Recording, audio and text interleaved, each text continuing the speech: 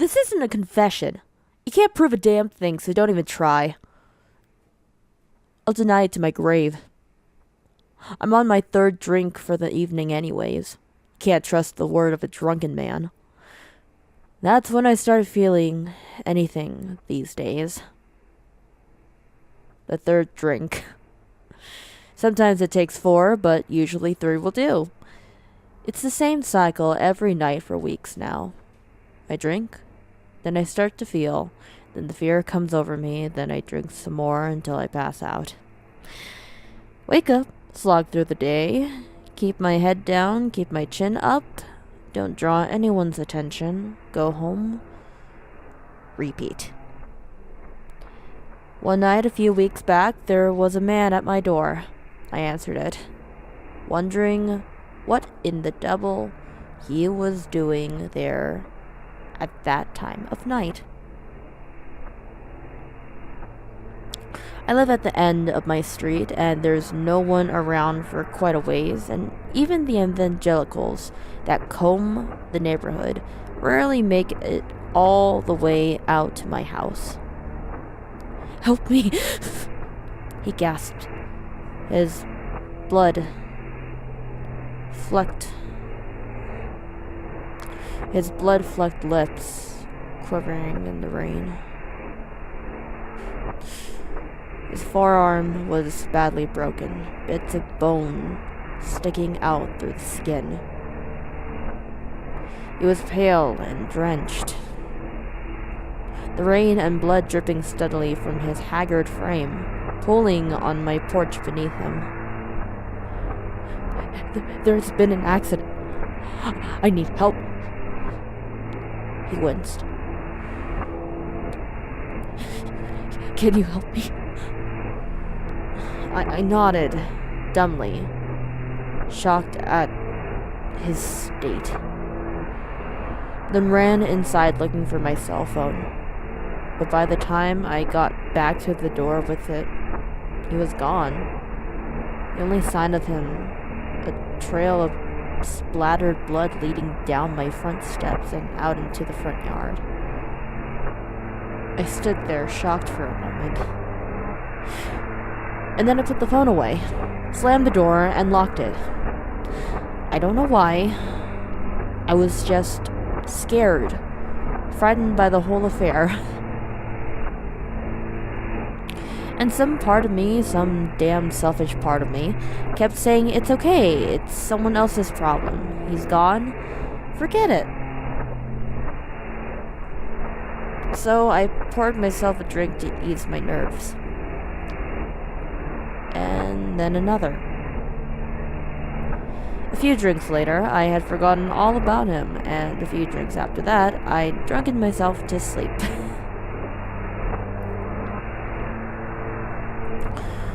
I woke up with my head throbbing. I'm not a heavy drinker. Well, used to not be one anyways. I stepped outside and noticed that there was no blood on my porch and breathed a sigh of relief. Maybe the rain washed it all away, I thought. Or maybe it hadn't happened at all. I went to work, nursing my hangover, but I made it through the day. Came home and tried to relax. I'd slept poorly the night before, and my day took what energy I had left. So I decided early in the evening to call it a night. I was just about to go to bed when there was another knock at the door. I froze.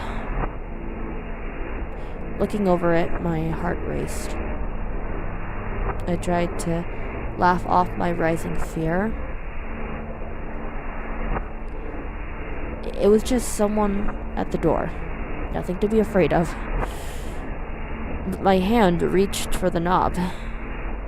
I heard his voice, the same quaking shudder of a voice from the night before.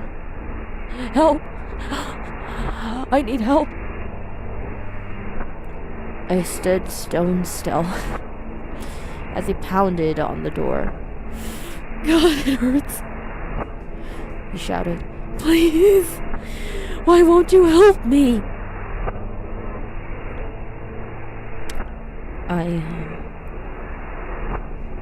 I put my back to the door, bracing it, squeezing my eyes shut.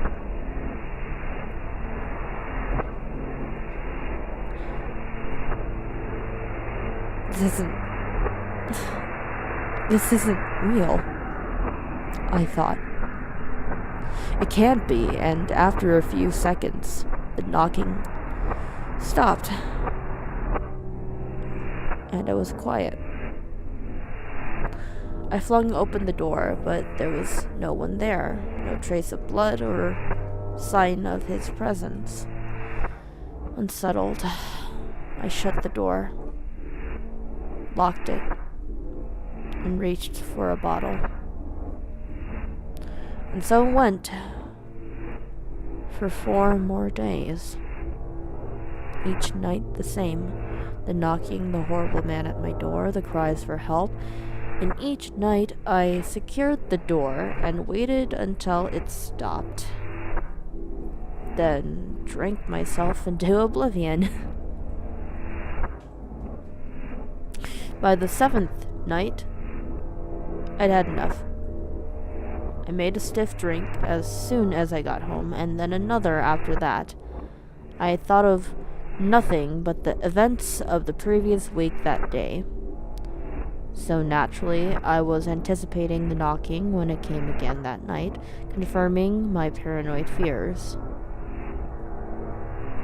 I was waiting for it. I threw open the door upon the first knock, and there he was. Battered arm, hanging limp at his side, pale face twisted into a grimace. Before he could say anything, I leveled my shotgun at his face and pulled the trigger. His head popped like a blister, and I fired a second time, blowing his arm clean off and leaving a hole in his torso. Covered in his wet viscera, I shut the door. I want to say I was in a trance, that I was on autopilot and out of my mind, but that's not true. I knew exactly what I was doing. I was trying to make a point to myself. See, I'm a level-headed man. I don't believe in ghosts or the supernatural or anything like that. We live in a rational world, and I damn well wasn't going to sit back and let my head play tricks on me without fighting back. They say blood is hard to wash off, but it's not true. His blood washed right off of me. One shower later, I was good as new. So when I finished cleaning up and calming down and went back to the front door, I likewise expected there to be nothing there, as there had been no trace of him left from the previous nights.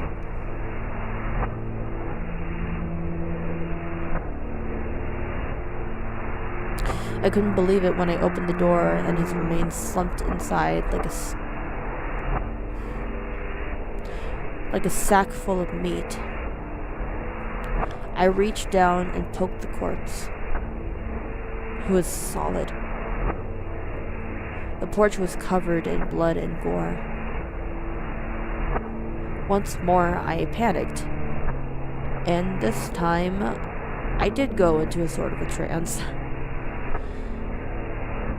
The hours passed in a blur as I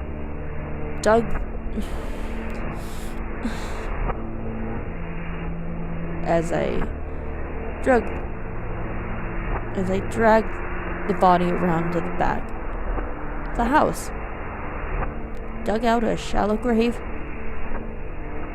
cleaned off the porch as best I could, and took another shower.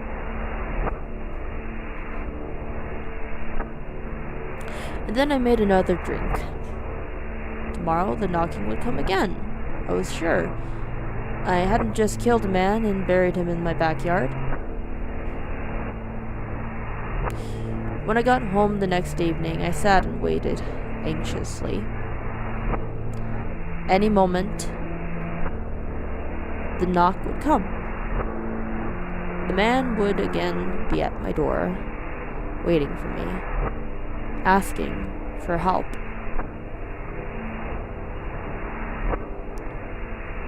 Maybe tonight I'd laugh, invite him in, ask him if he wanted a drink, I thought, sipping my own drink nervously.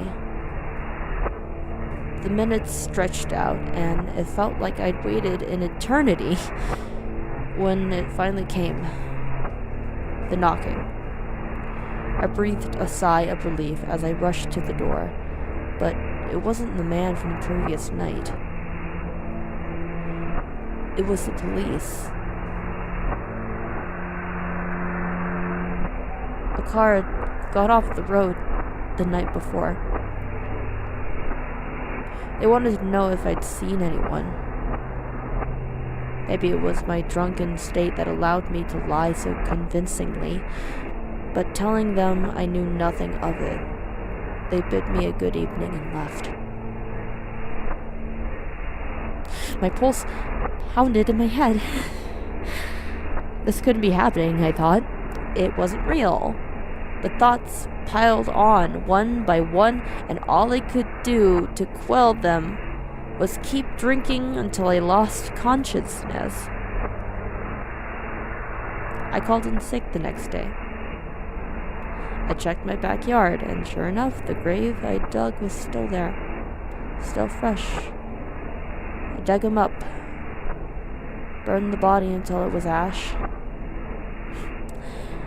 And when I was done, I went back inside the house and numbly sat down.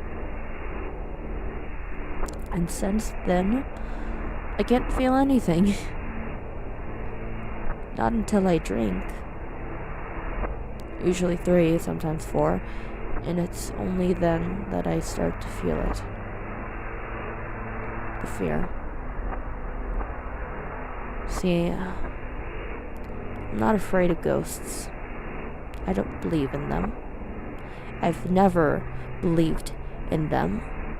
Probably in part because I was raised by my heavily superstitious mother. She made her living as a psychic, telling fortunes. She claimed that she had the sight, that she could see a person's fate before it happened.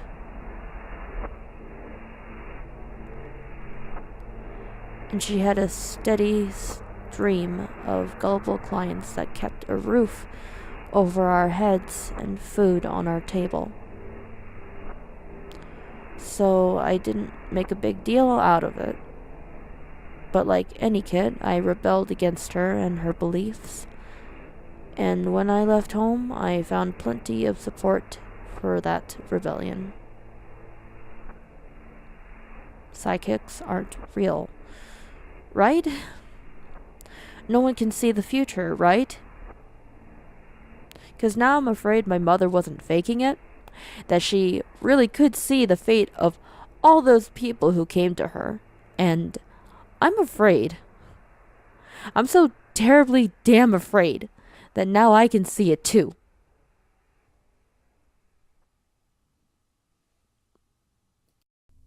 Hi everyone, this was Explicit Censor narrating. Please, let me know how I did, and thank you so much for watching. Until next time, see ya!